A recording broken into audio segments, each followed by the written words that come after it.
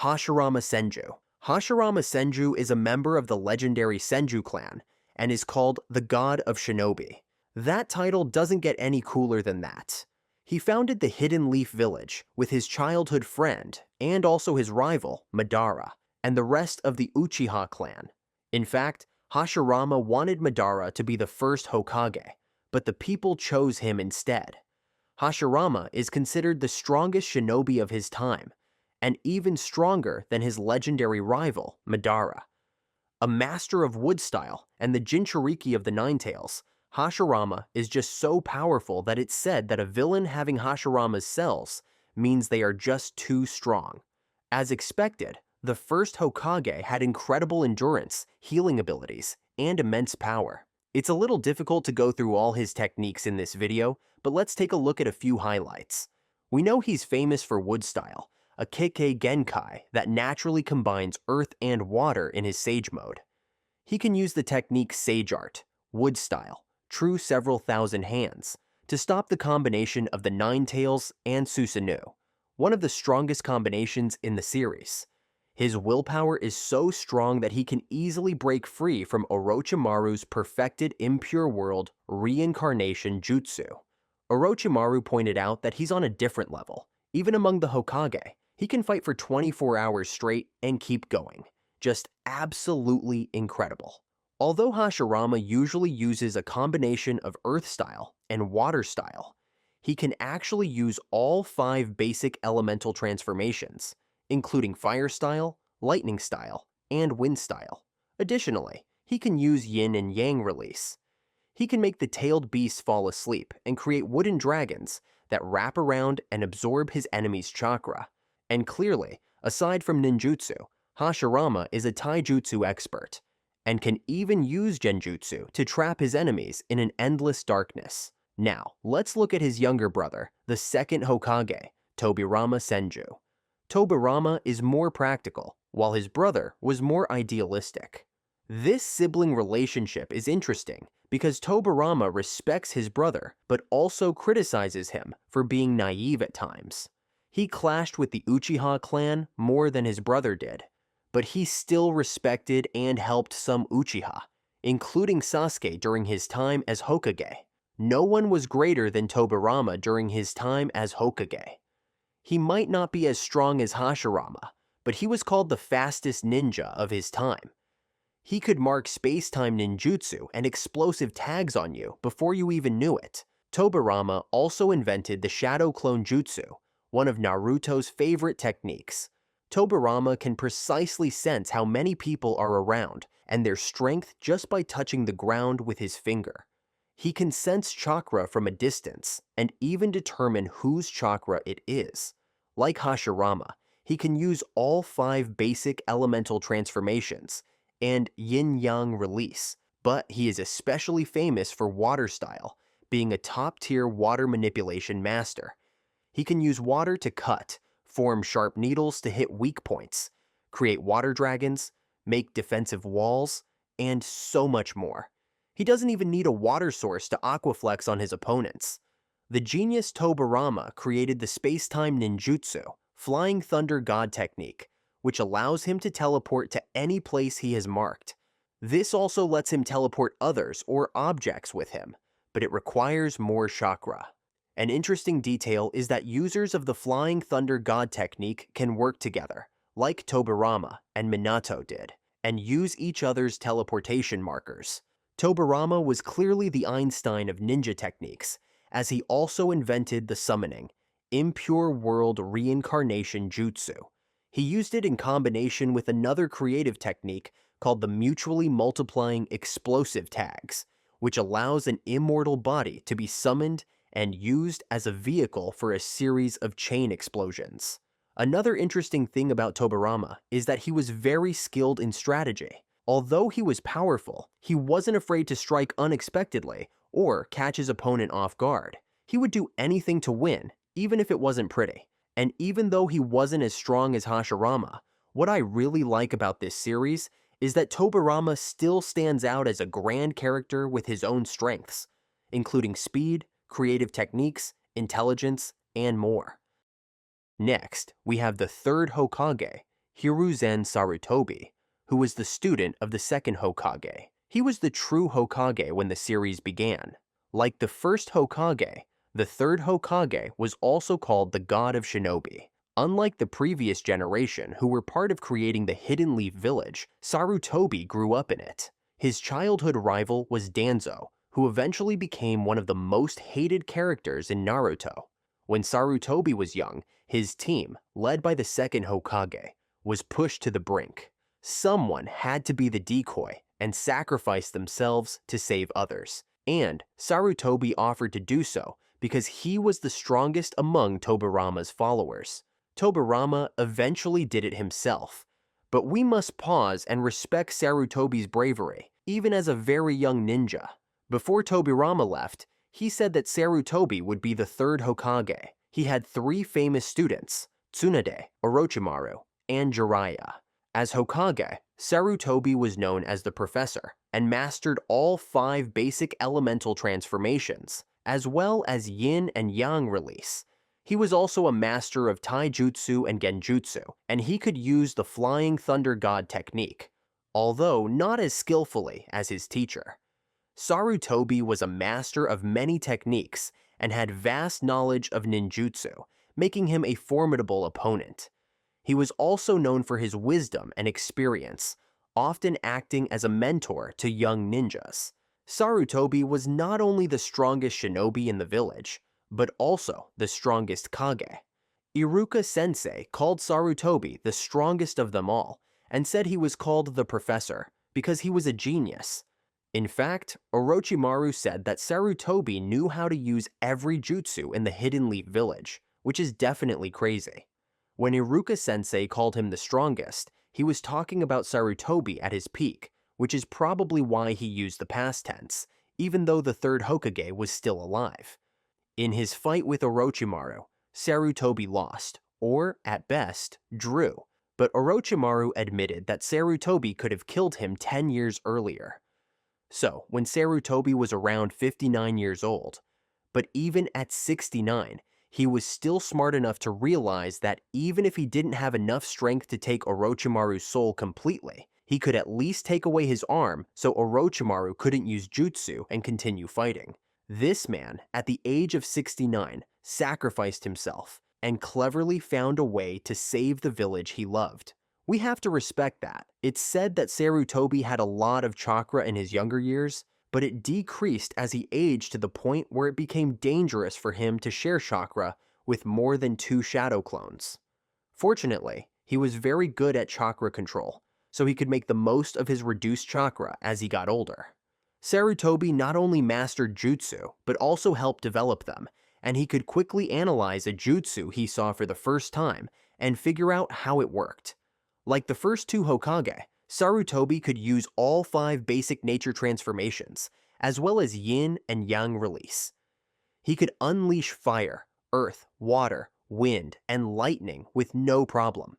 It seems like every popular anime has a character related to monkeys. In Dragon Ball Z, it's Goku. In One Piece, it's Monkey D. Luffy. And in Naruto, it's Sarutobi, who could summon the Monkey King Enma. Enma could turn into a staff, Sarutobi's preferred weapon, although it was a bit heavy for him as he aged. The staff is as hard as diamond and can extend. And of course, I have to mention the dead demon consuming seal, a sealing technique that even Orochimaru didn't know.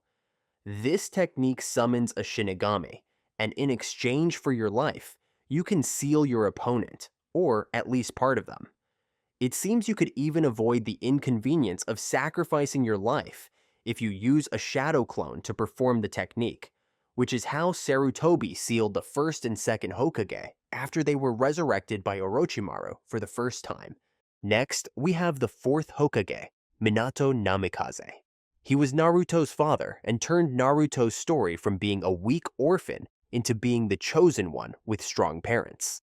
Minato took over as Hokage after Sarutobi for a time, but he sacrificed his life to save the village by sealing part of the Nine Tails into his son, Naruto. He was known as the Yellow Flash of Konoha because of his incredible speed. As a young shinobi, Minato was part of Jiraiya's team, giving Jiraiya a sort of grandfather-like connection to Naruto. Jiraiya said Minato was a rare genius, the kind you don't see often. Even the Raikage admitted Minato was faster than him, and that no shinobi better than Minato had ever existed. When Orochimaru threatened Konoha, it was believed that Minato could have stopped him if he were still alive. Minato truly mastered the teleportation technique originally developed by the second Hokage, Tobirama Senju. In fact, the second Hokage mentioned that Minato's use of it was even better than his own. Minato used this technique effectively and had enough chakra to teleport even a tailed beast. He could also summon Gamabunta, just like Naruto later on. Similar to Naruto, Minato was famous for using the Rasengan. He spent 3 years developing it after observing a tailed beast bomb. Unlike the first 3 Hokage, Minato couldn't use all 5 nature transformations, but he could use fire, wind, and lightning release, as well as yin and yang release. Before he died, Minato became the Jinchuriki of the Nine Tails Yin Chakra. After being resurrected, he was even able to use Nine Tails Chakra mode, which enhanced all his attacks, allowed him to fire tailed beast bombs, and more. While he could also use Sage mode, he admitted it took too long to gather the chakra for it, making it impractical. And unlike Naruto, Minato was incredibly intelligent, holding the highest academic scores in the history of the academy. All of this definitely makes him a solid candidate for my favorite Hokage. As we discussed, the third Hokage returned from retirement when the fourth Hokage sacrificed himself to save the village.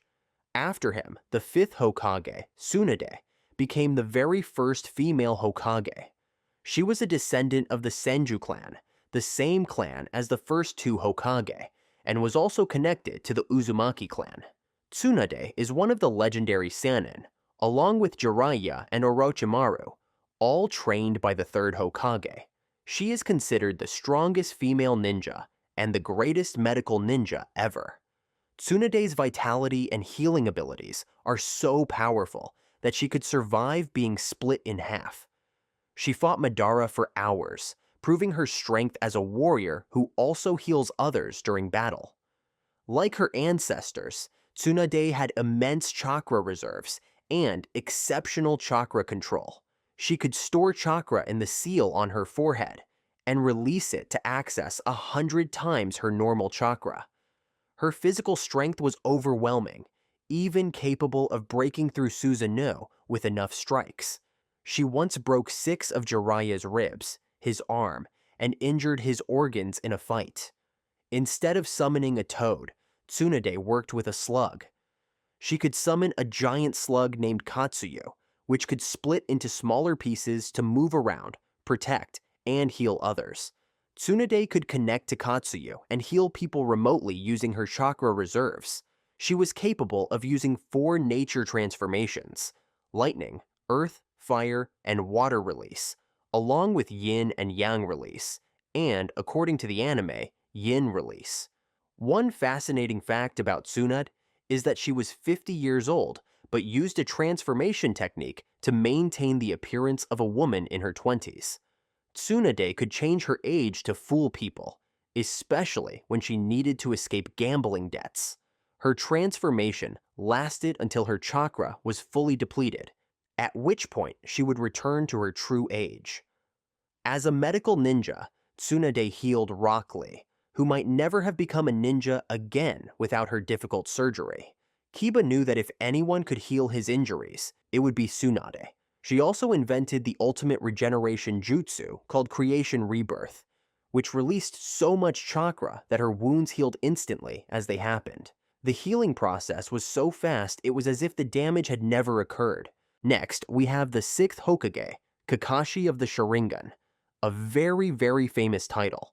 Ironically, he didn't even have his Sharingan anymore when he became Hokage. Kakashi belonged to the Hatake clan, not the Uchiha clan. He got his Sharingan from his childhood friend, Obito. We all know Kakashi as the cool leader of Team 7, who really loves reading Jiraiya's novels. Kakashi was already a prodigy before he got the Sharingan. He was promoted to Jonin, the rank right below Hokage, at just 12 years old. To compare, Naruto was around 13 during the Chunin exams.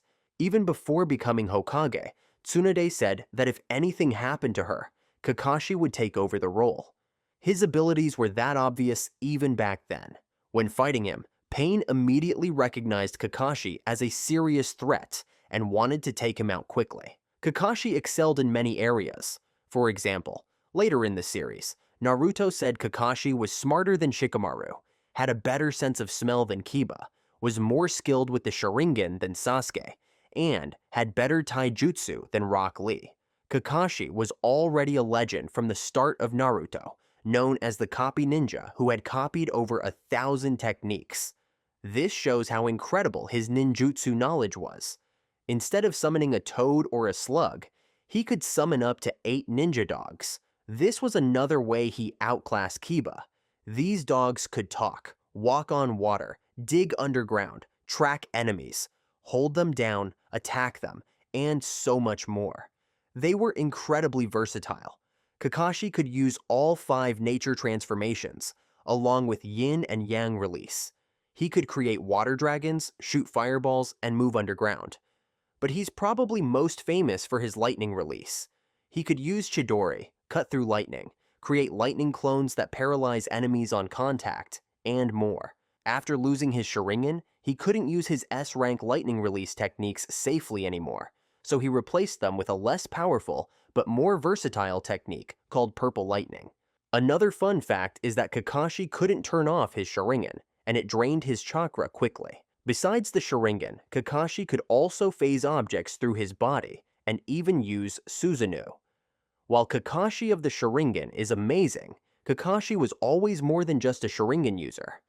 As mentioned, he was smarter than Shikamaru, a priceless quality in battle, and his skills got him promoted to Jonin at a record-breaking age. The Sharingan was just the epic cherry on top. And finally, we have the 7th Hokage, Naruto.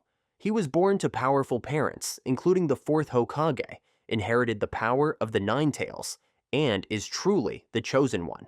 However, without his hard work and courage, he might never have been able to take advantage of those blessings, and we have to respect him for that. I remember how he beat Kiba and then went on to face stronger and stronger opponents until he ended up saving the entire world. That's truly a wild journey for our loud, energetic protagonist. In terms of chakra reserves, Naruto has an enormous amount, of course. He has cells from Hashirama, and after some modifications, his new arm can even absorb techniques. As for the Nine Tails, Kurama, and Naruto being a Jinchuriki, we learned that at first, he only had the yang half of the Nine Tails, and even then, he had at least 100 times more chakra than Kakashi. Later, he gained the yin half, further enhancing his Jinchuriki power.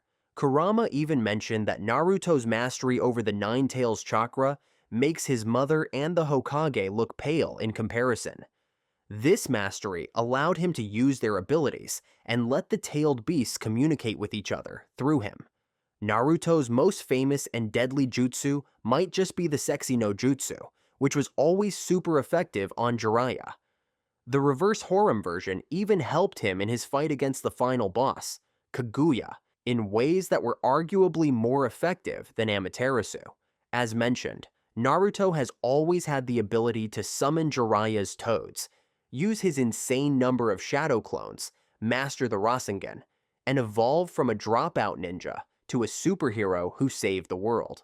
Obviously, there's so much more to say about Naruto's power and other Kages that I couldn't include in this video without making it too long.